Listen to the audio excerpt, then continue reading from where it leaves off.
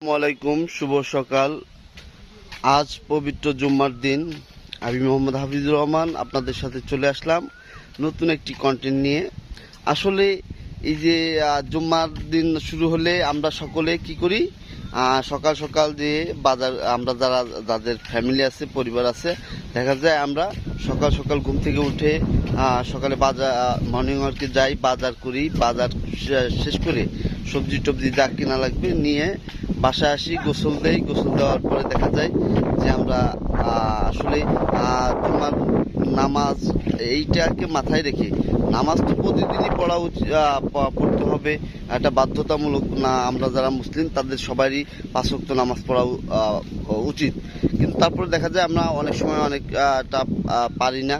কিন্তু জুম্মার নামাজ অনেক সময় আমরা করি না, মিস করি না, জুম্মার নামাজ মিস করি না। যার কারণে জুম্মার দিন একটু স্পেশালি প্রস্তুতি থাকে।